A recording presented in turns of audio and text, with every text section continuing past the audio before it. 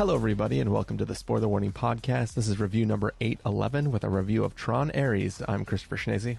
And I'm Stephen Miller. And if you're joining us for the first time, the Spoiler Warning Podcast is a weekly film review program. Each week on the show, we're going to dive in, debate, discuss, and argue over the latest film coming to a theater near you. This week, we're getting shot by lasers and entering into the grid to talk about the latest film in the Tron franchise. Stephen Miller, how excited are you? I'm going to say, much like when we talked about seeing Tron Ares for the first time, I'm probably less excited than you are. But I'm doing okay. So why don't you remind folks like how you felt about that? You don't have to go all the way back to the original Tron. You can if you want, but at least talk about Tron Legacy, which I guess we're now paying for the legacy of Tron now. But what did you think of the last film? And kind of, obviously, you've implied that you weren't excited to go in to see Tron Ares, but at least how did you feel about the previous one? I mean, the truth is, I do not recall how I felt about the previous one, and I think that's kind of the problem. Is this Tron franchise? It has not stuck in my head, right? Like, I think what Tron means to me is Jeff Bridges and a certain visual style. Yeah. The actual story, the heft, the lore, the whatever you want to call it, could not for the life of me tell you anything about what happened in the previous Tron entry. I know Jeff Bridges was there. I remember Gareth Hedlund and Olivia Wilde, I believe, was a piece of software, like not a real person. And I know it took place inside the grid. There was no part of me that decided to commit it to memory thinking, wow, what are they going to do next with the world? Yeah. I think what I remember feeling about it is visually, looks cool. Obviously, it looks a lot more slick and updated to non-80s standards. All the rest didn't matter at all. And so when a new one was coming out, what I felt was, I don't really remember or have any kind of commitment to this franchise, so I hope this is standalone in some way. Like, I hope this doesn't require me to have somehow been a deep fan of the previous ones. And B, why is Jared Leto still a thing when no one seems to want him? Those were kind of my main thinking going into it. So it's not like I was dreading this movie or anything. It just kind of it didn't mean anything to me that a new Tron movie came out because the other one passed right through me. Yeah. But how it seems like it stuck more for you, or at least you have some positive memories of it. So how do you feel about the Tron franchise? Well, just real fast, I do want to say something about Jared Leto's presence in film still is that, even if you strike him down in a franchise, they could just print him in another franchise. Exactly. So yeah. He's really the perfect actor. There was a pretty lengthy episode of this podcast, True and On, where mostly they go into like political news or conspiracy theories or deep dives into stuff. And they decided to devote a full 2 hours to who is Jared Leto and why does he keep showing up in things. They definitely have some conspiracies over what does he have on everyone that makes him so famous and so Teflon when it comes to potential scandals. Yeah.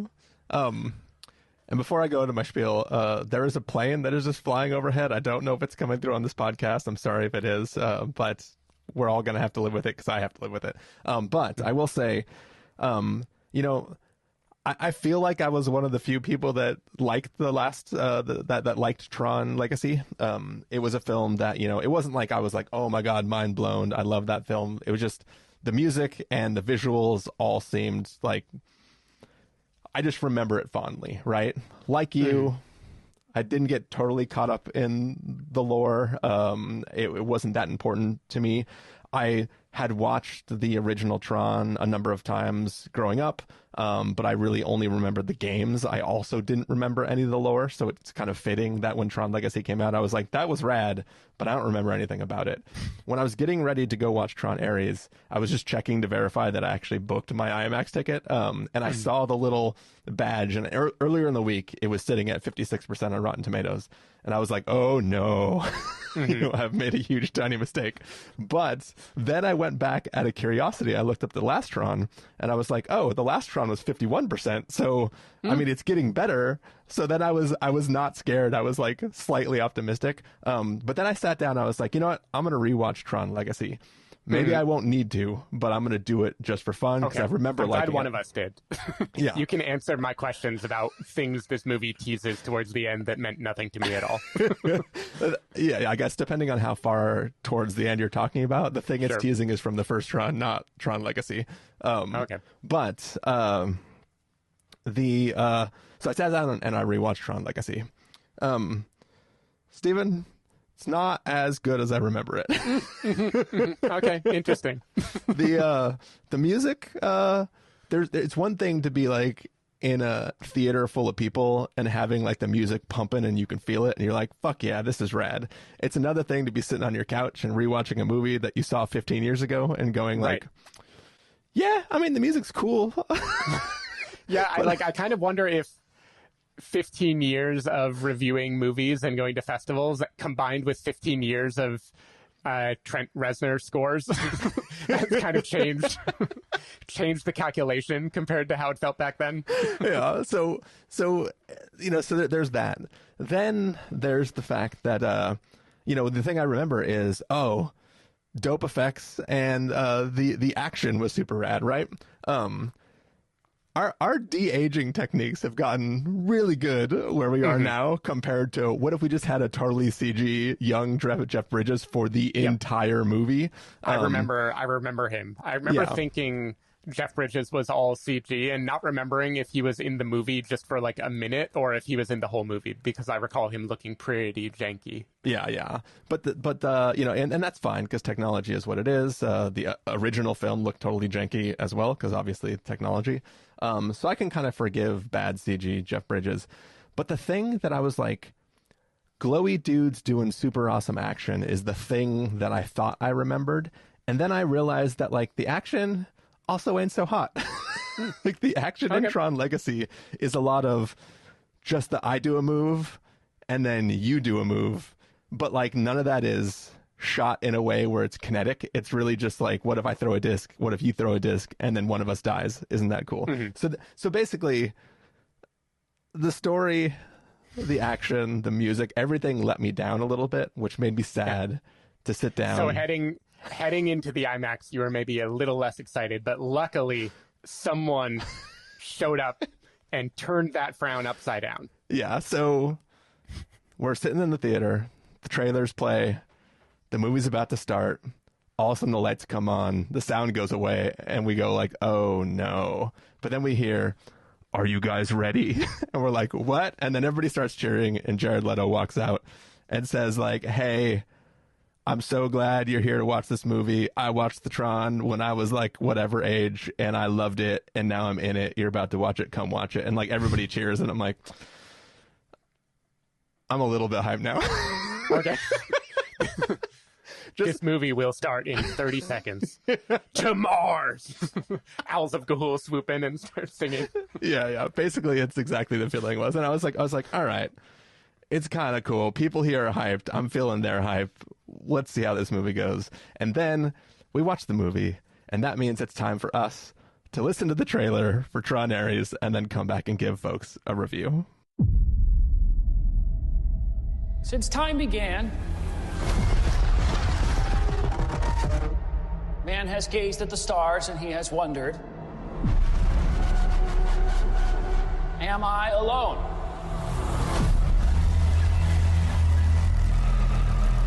So much talk of AI and big tech today. Virtual worlds, what are they going to look like? When will we get there? Well, folks, we're not going there. They are coming here.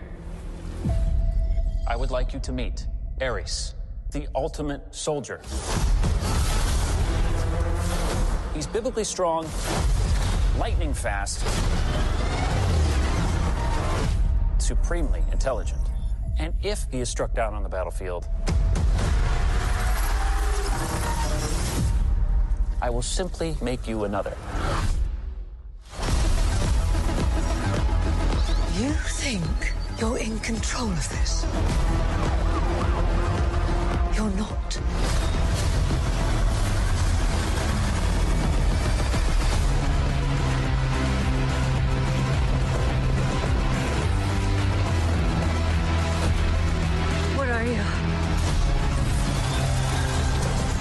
looking for something.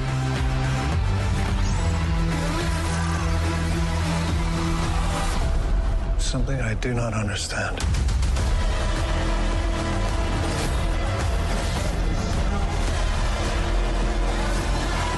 Hang on!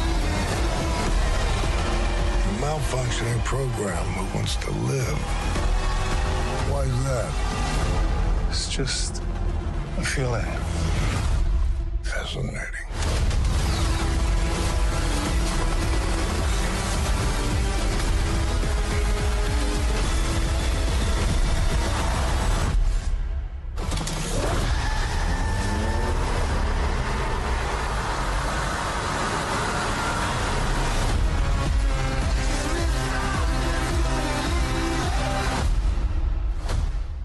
All right, so that was the trailer for Tron Ares.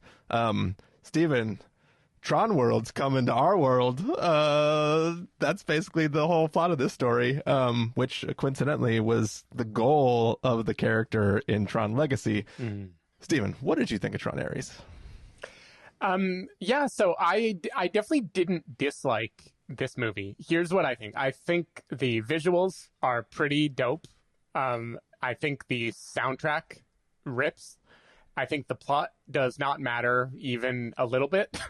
Character motivations don't matter even a little bit, but this does, to compare it to a much, much, much, much, much better movie, this does the Mad Max Fury Road trip of being like, let's just make it all about one high adrenaline chase of sorts. Like, let's strip away whatever other narrative dressing you need to make this feel like a story with different arcs or whatever. Let's just have it be one propulsive thing. And that works for a franchise that I think just doesn't have a lot of meat on the bone. Like, it is nice to have it be all vibes. Like, and as all vibes, I thought this movie was solid enough. Yeah. Like, I think the look and feel are cool, and it is very slick here. I also think you mentioned the fighting in Legacy, which I don't remember.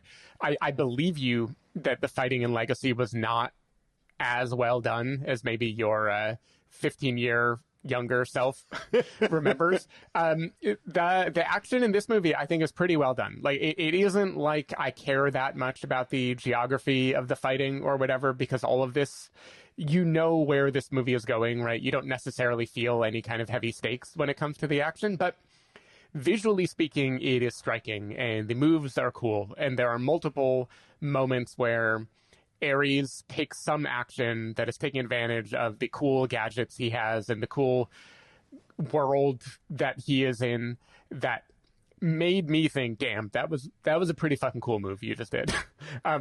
So this satisfied that bar for sure. Now, when I think about the why behind any of this movie, it starts to fall apart pretty quickly. You know, like we can talk about the plot of this movie if we want.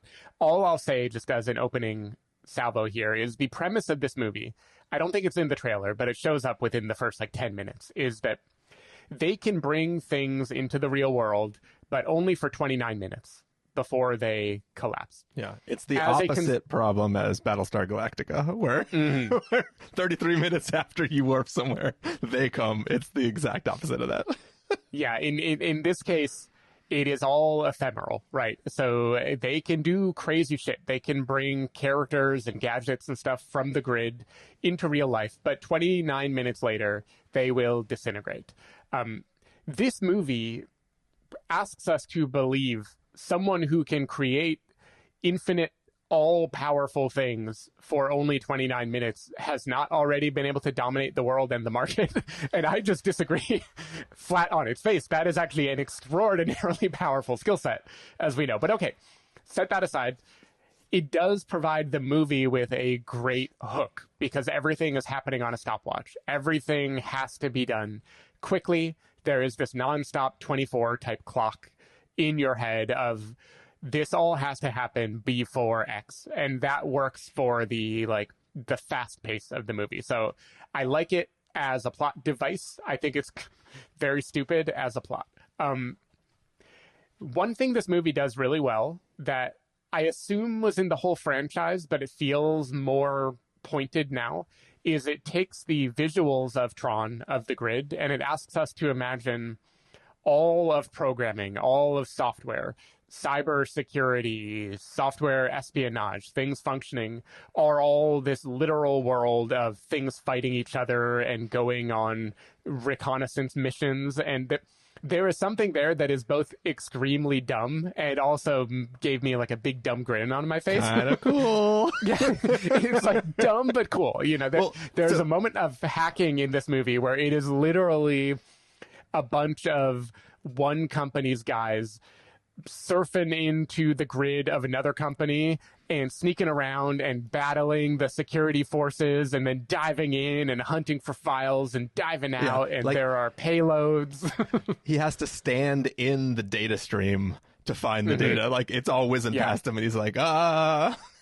Yeah. Now, somehow we are meant to believe this while also watching the, like, incredibly punchable Evan Peters type Python and Bash code, you know, so both of these exist at the same time, but it's fun in a stupid way. I think, like, I'm not a fan of Jared Leto, and this movie didn't change my mind in any direction, but he is a blank slate, at least, where the fact that he is kind of weird and overly smooth is like a feature of the movie. So I didn't mind him, at least.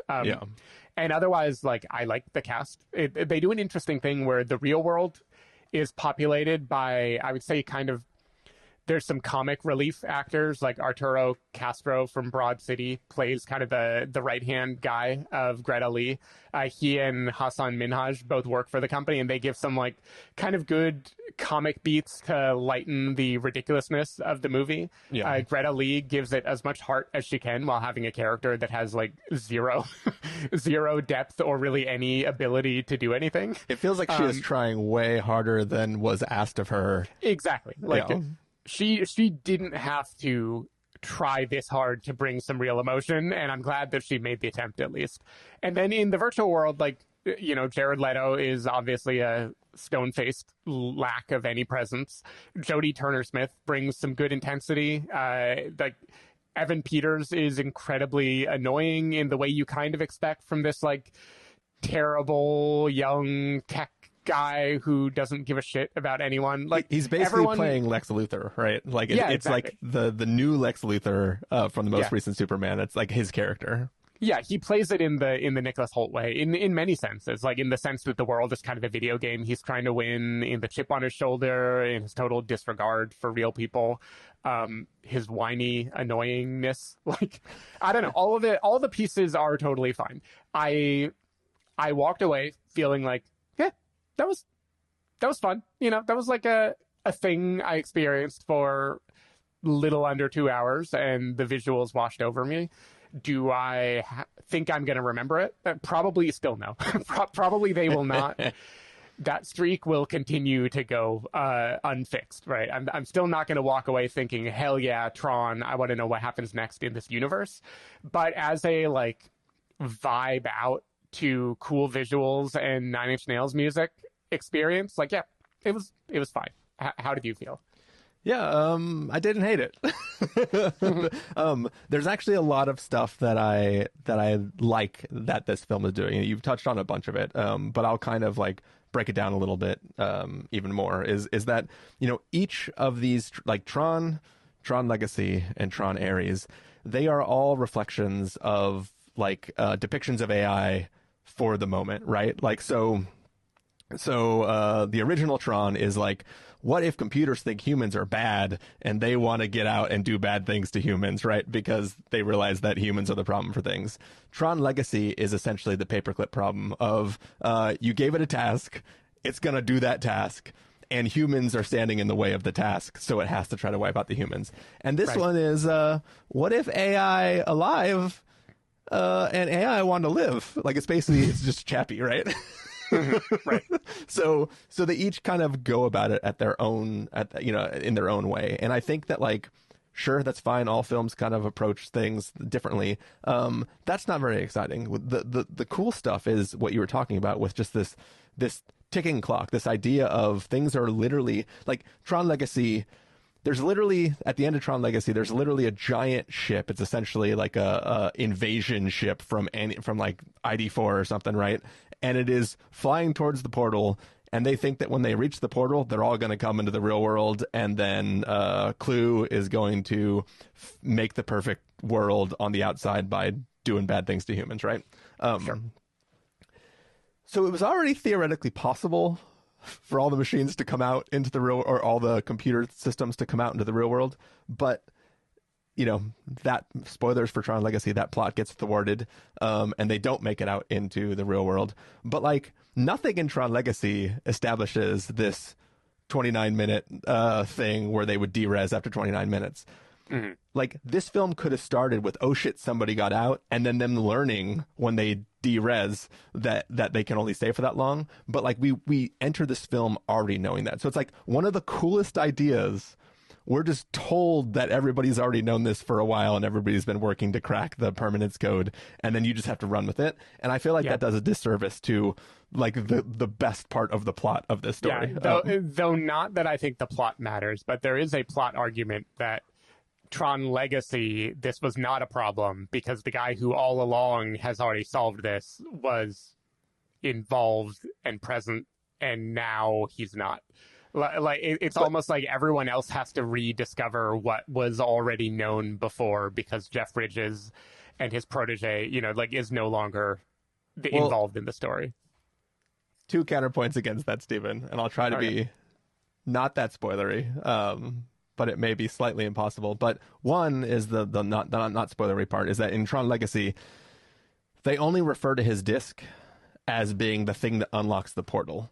Like, it's necessary to get to the other side, not necessarily to be on the other side, right? It's just like, that helps us get through. That's why we need it. So nobody there believes anything other than that is required. And then the other thing, without being too spoilery, at the beginning of this film, we discover the permanence code. Sure. From backups, which means before Tron Legacy, people were like, the guy was aware of this. Like, you know, like if he's been holding on to the secret the whole time, then he should have been able to tell people back then that he can bring stuff into this world. But also Tron Legacy ends with something that was born, not just designed inside of the machine on the grid, but the ISOs or the ISOs, whatever, however you want to call it. Olivia Wilde gets out. Yeah, she comes into our world. She's in the wild. Yeah, she starts Olivia, becomes Wilde. Yeah, and then she's just free. She's not in the grid. She's just she's off the grid in our grid instead of on the grid. Totally lost my train of thought, but I don't think this film is basically retconning this thing about, like, things getting out into this world and not being able to survive. Unless, so it almost helps that I don't remember a single thing about Tron Legacy. Yeah, either that or by introducing books to the ISOs, they made their own permanence code. Mm-hmm. It turns out that if you read these classic books, literature is the thing that helps you be able to be permanent. Anyways, let's talk about other things. You already talked about, like, when you hack into something, you're actually setting little dudes in and they're all waging war. Fun concept. So in the original Tron, programs are manifestations of the programmer that wrote them. So, like, on the inside, they look like the person on the outside that wrote the program. It's like, it has no connection to the reality of how software works. It's just like a funny thing for how they can use the same cast members when they're on the inside, on the outside. Then in Tron Legacy, you have the combination of these are programs. We don't explain who is what for whatever reason, but then we have these new programs that just manifested and became alive on their own. Like, beings just came into existence on the grid. And then in this one, obviously, we have whole cloth characters that are trying to come forth into this world. I also really like the idea of when we hack or we do something, we're actually sending a person in to do the thing. You know, when you're hacking a system and they release countermeasures, they're literally releasing forces to come fight you. The thing that I don't get is you break down that metaphor. To me, if my hack is actually somebody going in and stealing, extracting something, they have to extract it for me to get that information back, or at least do something where they shoot it up off in the air and that comes back to my computer. Yeah, I see. You want some kind of physical manifestation of what they're doing. Yeah. So it's like such a cool idea, but they don't really logically carry it to where it needs to be. Like, if something dies, it shouldn't be allowed to also have the information they died with, because they're not establishing. If I can go back to Battlestar Galactica, they're not establishing a thing where it's like where if you die within enough distance from the hive ship, your consciousness is sent in and then re-downloaded in a new body. It's like it feels like they're just printing a new one, but he still carries the memories every time he dies, which. It's not established, doesn't make any sense, whatever, it's fine. It also makes the stakes weird because Jared Leto at least acts as if death in those scenarios matters, and for the mission to be successful, they need to get out, you know? Yeah.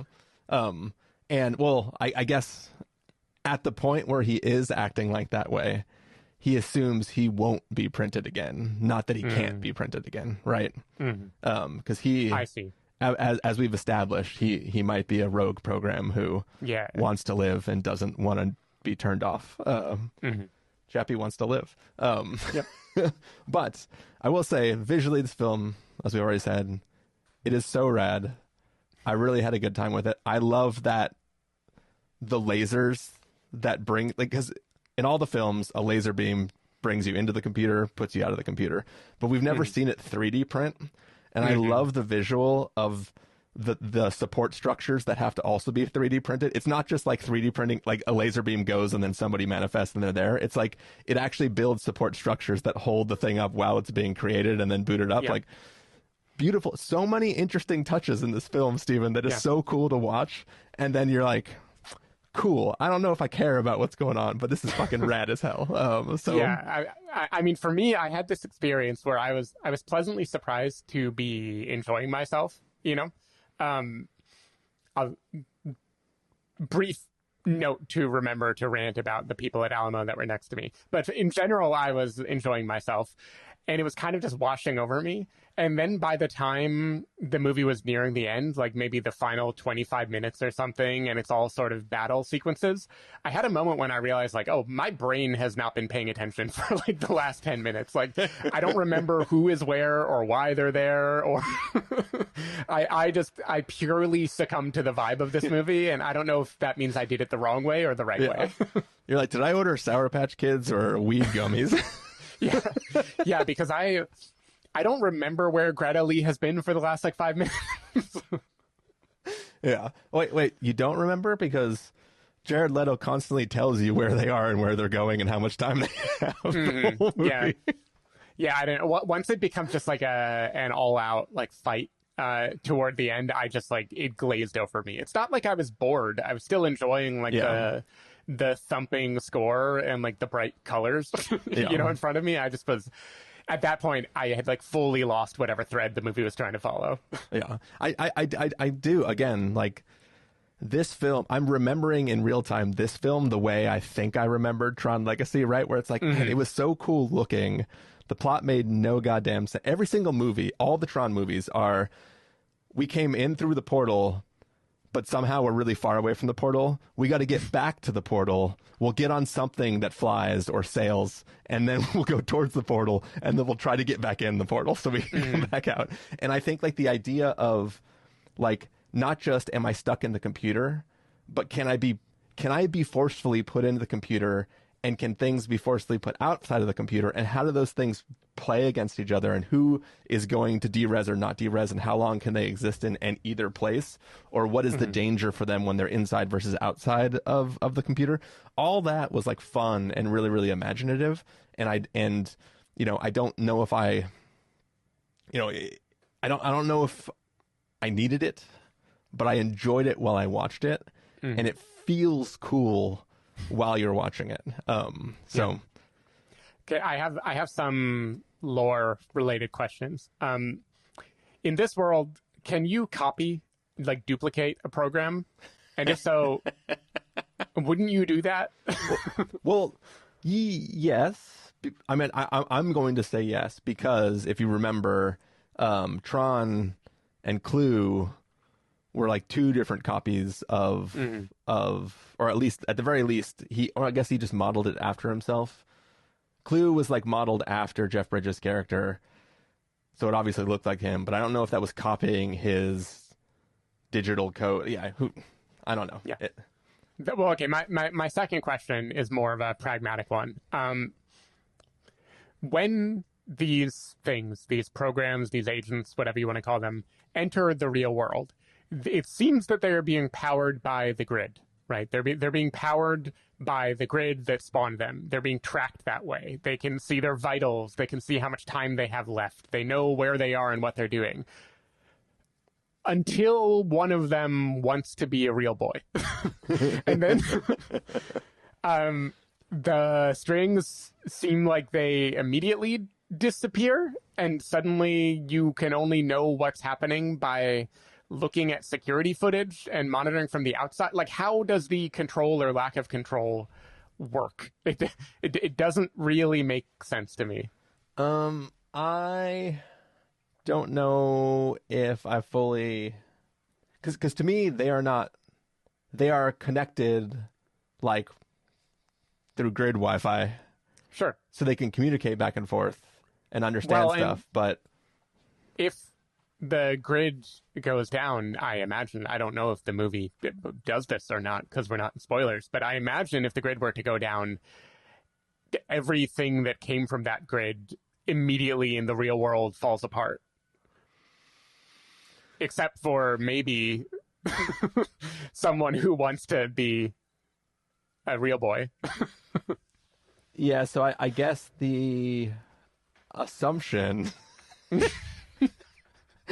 if we are not talking directly about it, is that there are things that are here from there, and then there are things being controlled by those things who are not from here. So I see. So the Wi-Fi breaks down, and the things are just bound by the ephemeral 29-minute clock. So there is all things are bound by the ephemeral 29-minute clock.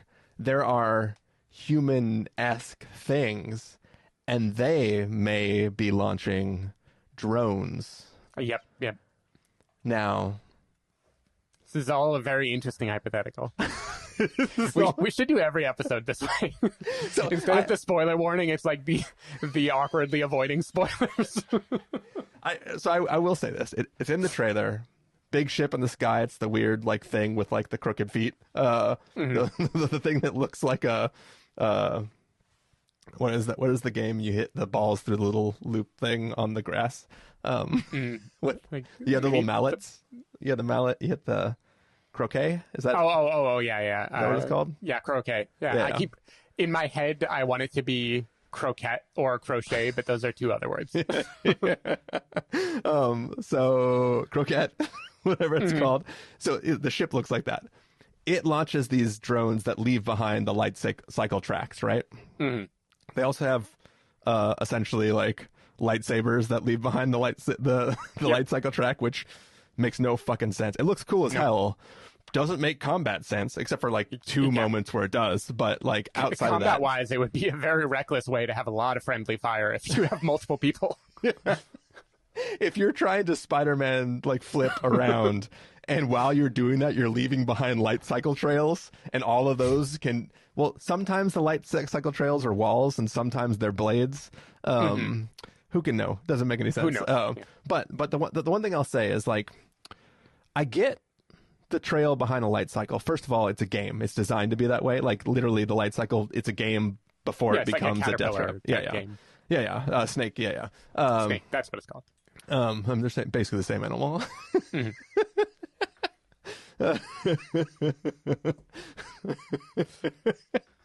In my head, like caterpillar or millipede would have made more sense for that game, because you could imagine those like just growing because they have the little ridges or whatever. Yeah, but see, the apples that the snake is eating in the snake game are forbidden, right? Wow, original sin. I didn't even remember that.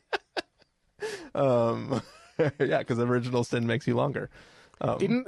Aren't we supposed to believe that snakes had legs back then? I kind of remembered that being part of the Bible lore. They stood upright. I don't think they had legs. Okay. I just think they had really strong abs. This is what people come here for.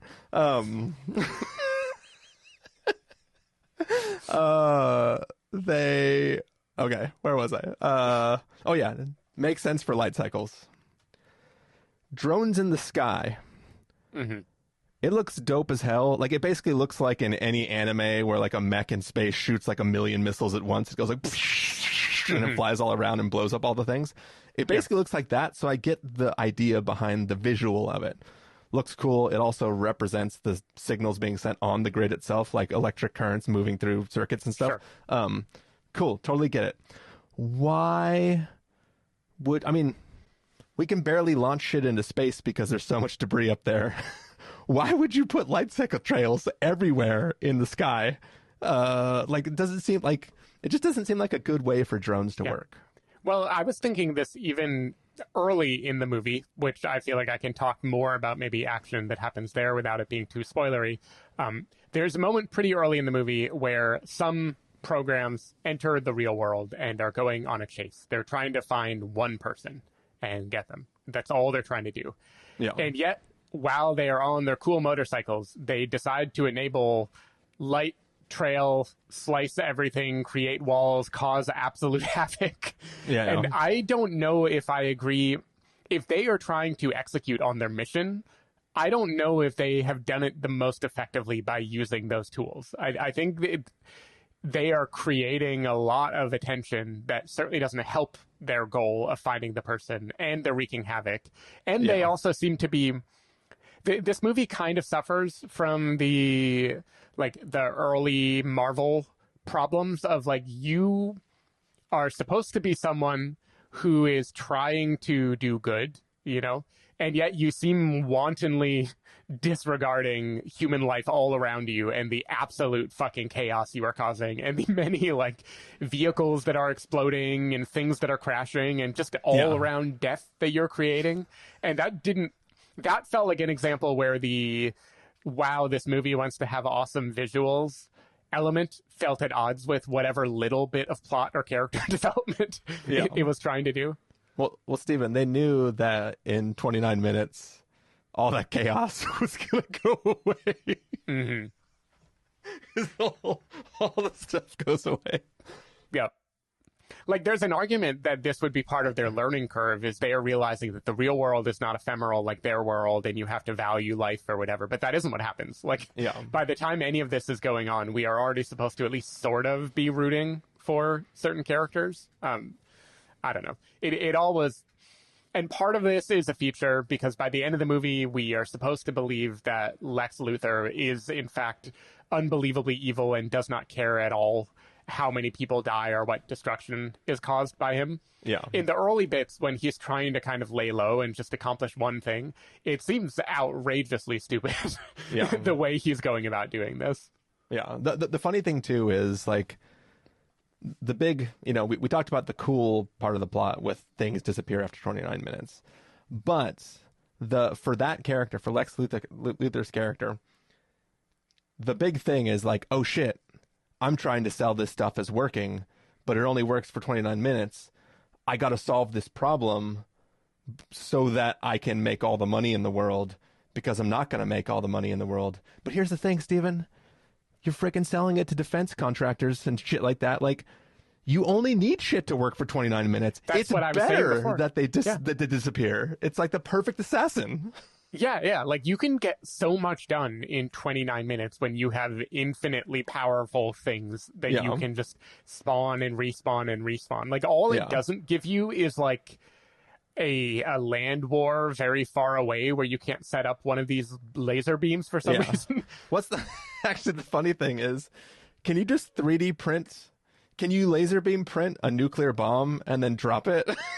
Like, that's the one thing that we don't understand, is like the scale of how much power is required. Right. Because it's not just that you can have an assassin that you can print. You can print, like I said, just a bomb, or you can print just an EMP device, and just like whatever you want, you can do. And if you don't need it to, I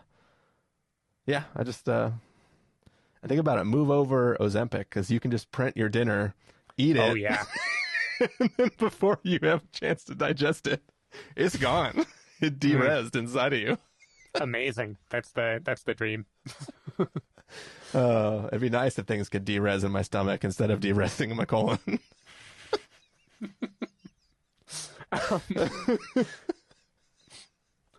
What else is there to talk about?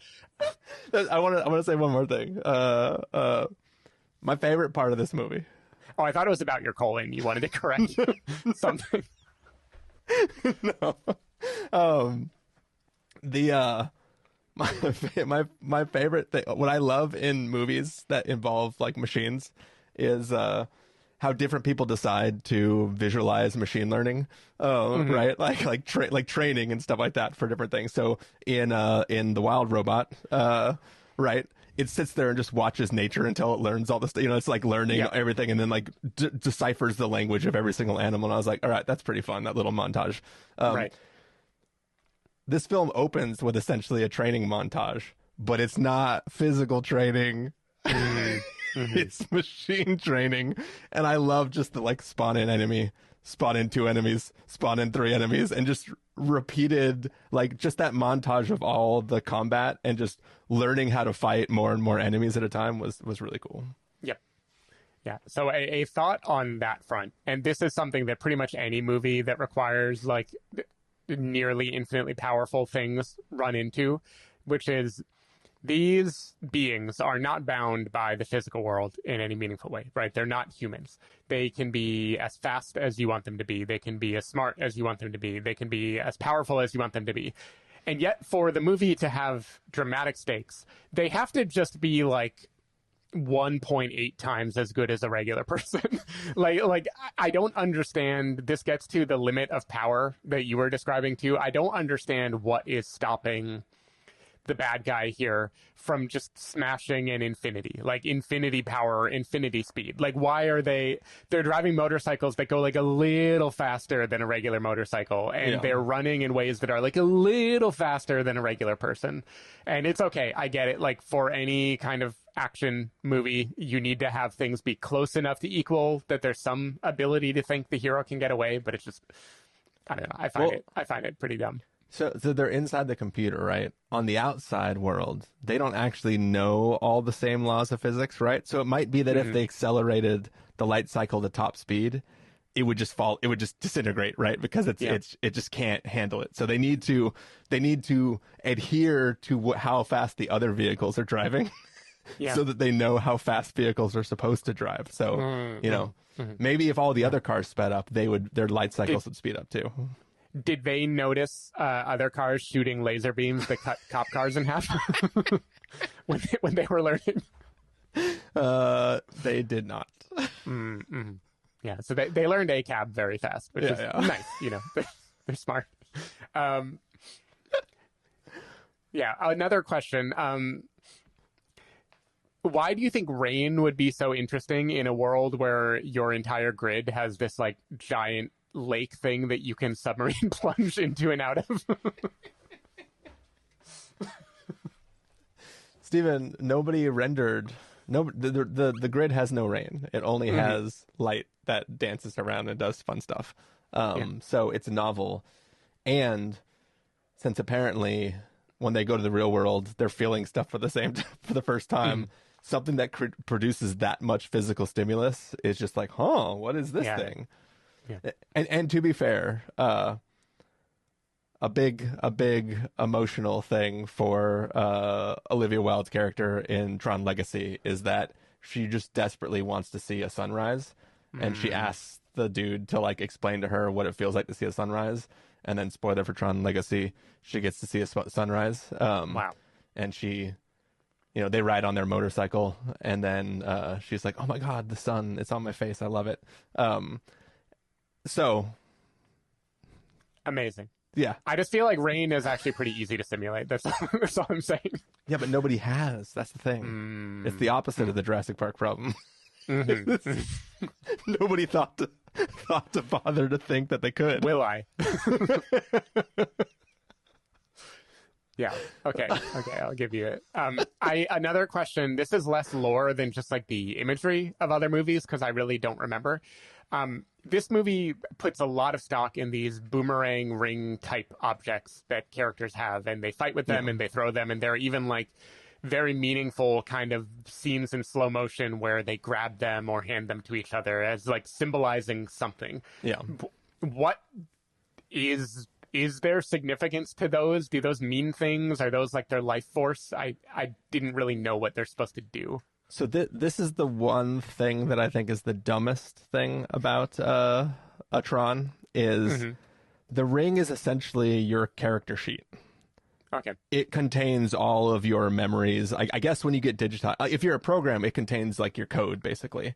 And okay. It makes sense to just haphazardly throw those. Yeah, that's the thing that I think is so dumb is like it's like what if it's like Jeff Bridges in Tron Legacy can't throw his because it has the key to the portal that Clue is trying to get. So he can't just be like wing because he could just catch it. It would be like what if Captain America's shield was just the key to all the Avengers shit? Yep. It's like, what the hell? This makes no sense. The other thing that I think is silly is Dillinger's people. You know they're bad not just because their shit's red, because everybody knows in the Tron universe red one's bad. It's based their lightsabers, right? Right. Red bad, blue or white good. Sure. Dillinger's also has to be like a triangle, or maybe it's a D. It's like a pointed D. But it's like I get that it's like another movie, but do you really got to literally reinvent the wheel? Yeah. It's just silly. That's funny. My last comment is, and I know this transformation has been happening for a long time. I feel like Jeff Bridges has fully just become one with the Big Lebowski now in whatever movie he's in. I feel like what little he says here, he's very much just being like, cool, man, right on. Yeah. You know? He's just maybe, I know this has been a slow moving transformation he's been doing for a very long time, but I've found the comedy of this movie in general, it was welcome to me because it gave at least a different note other than the note that the rest of the movie is hitting all the time. But it does feel like it doesn't totally know how to gel it with the Nine Inch Nails and epic visuals of it all. It feels a little bit like they're just taking it aside and being like, hey, we know this movie is kind of dumb. Let's at least tell the audience we know so they can all get a little bit of relief and then go back to the dumb part. Yeah. So one more thing I want to reference, Stephen. Okay. This could be considered a spoiler if you haven't seen any trailer or a poster that includes Jeff Bridges. But Jeff Bridges is in this film in some capacity. Yep. Current age Jeff Bridges is in this movie in some capacity. I get that they learned the lesson from the last film and said, let's not do young CG Jeff Bridges. But the context of how we're seeing Jeff Bridges, because it doesn't make any sense why he would be that age. And even if you wanted to say, well, even this representation of him ages, that's fine. But am I to believe that the thing that we're seeing him in was running the whole time? Like, I don't know. There's something weird about it where it's like, where I'm like, I don't know. Yeah. I mean, this movie claims he is a reflection or projection of someone else, which means absolutely nothing and tells me nothing about that question. Yeah. Well, yeah, because again, spoilers for Tron Legacy. At the end of that, he absorbs Clue and then kersplodes. So there is no Flynn left. Flynn is plastered all over the portal. Yep. So this representation of Jeff Bridges can't be that Flynn. This film does not address that in any way other than that line where it says, I'm a reflection of whatever. But yeah, it just, it is what it is. Yep. Cool. Should we get to verdicts, Steven? Sure. Let's do it. If you were going to give this a must-see, a recommend with a caveat, wait for rental pass with a caveat, or a must-avoid, what would you give it? Oh, man. I think I'm giving this like a wait for rental with a heart on it, because I did have a very fun experience. It's just the idea of bumping this all the way to recommend with a caveat feels like a bridge too far for me, you know? I can't, the quality of this movie, when I think about the plot, the story, when I think about does it need to exist, I just can't mount a very compelling case for it. But this is not like a heavily critical wait for rental either, because I think if you want to vibe out to Nine Inch Nails and cool lasery visuals, like this movie will give you that vibe out, and that is totally fine. And if you want to do it, I'm breaking the rating system. You should probably see it in theaters, because I think on rental it will be significantly less impactful. So to me, it's just like middle of the road. But if you do want to see it in a movie theater, because it's all downhill from here, basically. That's true. Yeah, I think for me, my rating is however you felt about the last one, you should feel better about this one. I think this is a better movie. It is doing more. It is more interesting concepts. And it's, even if the last movie you just only thought it was kind of rad, this is more kind of rad in a way that, like, I think it is a step up from the last film. I also, like, my struggle for trying to give it a recommend with a caveat is seeing somebody see that as the rating I gave it, not having the context of why I would give it that. You know what I mean? Like, it's like a thing where I think this film has interesting things that it's doing, and it is visually awesome. I said that about the last film. I rewatched the last film. I didn't think it was visually awesome anymore. So maybe in 15 years, I'm going to be like, ooh, I can't believe I thought that was visually awesome. But there's some fucking cool things that this film is doing. I didn't hate it. That's my review. I didn't hate it. Okay. Is Tron short for electronics? I don't know. Are there periods in Tron? I don't know. None of us have the internet. We can't tell you. Tron poster. It's going to give me all the... There are no periods, at least in the poster for the original Tron. Mm-hmm. But why would that hurt electronics? It's just like taking like a shortening sliver of the middle of the word. Yeah, but... It's like calling you Topher. Yeah. Or, I was going to say, or Chris. Yeah. Yeah, maybe it is. Okay, cool. But they're digital. They're not like physical electronics, right? Yeah, sure. They're electrons. I just briefly, because I said I was going to do it before, I just have to rant about, I was seated next to a couple at the Alamo Draft House, girlfriend to my right, and then her boyfriend to the right of her. He had his arm around her with one arm, and the other arm was grabbing popcorn, like one kernel at a time, and nomming it, and then telling her everything he knows about the movie while it's happening. So he would be, arm slumped around her. It's Jared Leto. It's the grid. Nine Inch Nails playing. It's Jared Leto again. It was fucking crazy. Wait, hold on. Were you sitting next to Jared Leto? Because I'm pretty sure his character just does that, like, oh, you're this person. Oh, you're this person. This is a car. It's this make of car. It could have been, because I couldn't see him, because I tell you the spatial geography here, because I couldn't glare at him, because this poor date that he was with, who it was not her fault that he was doing this, was blocking my field of view. So I just heard him do this, and I silently hated him. But I cannot prove or disprove if it was Jared Leto that was talking. Yeah. My version is the trailers are almost done. Mm-hmm. So Jared Leto's almost about to walk out. Right. All of the seats around me are empty. Right. This is the Metreon IMAX problem. People have learned that there's too many trailers, and so then they account for that and still show up late, even though it starts like a half hour after the runtime. But here's the thing, Stephen. All of them come in at once because they're one party. One guy has booked all the tickets. They're all, each row that he has filled is an odd number of tickets. And it's all quote unquote couples. He used the word couple, but I don't know if any of them were like romantically paired or just like we're sitting. You like you didn't ask for them. I didn't ask. So I was trying to watch a fucking movie. But they were like, "Oh no, we got 3 here. So you guys are in M123. You guys are in the other. Yep. And then I'm like, they're just standing and talking full volume as they try to organize their seats. Just you have all the seats. Just fill it. Go. Just go. Shut up. Sit down. Yeah.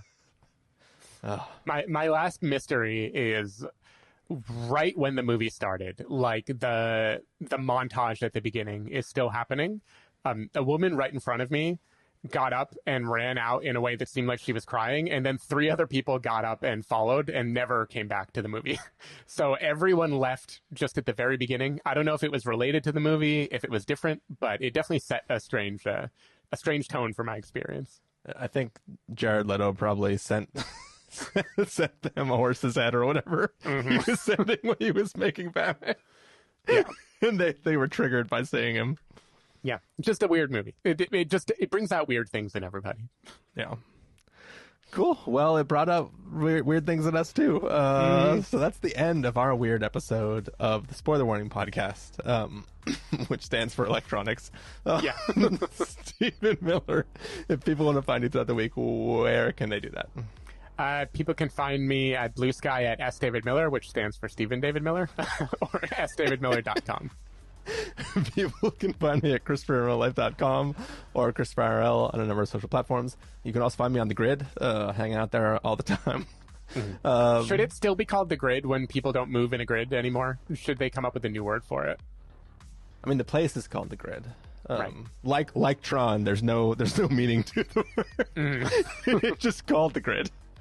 But in the original Tron, at least in the version of it that we see this time around, they do move in like Manhattan distance, like only grid. Like you can either go left, right, forward, backwards. They're not, all of that goes out the window in future grids, which feel more like spaces to me. Steven, is the chain restaurant The Grove? Is it actually in a grove?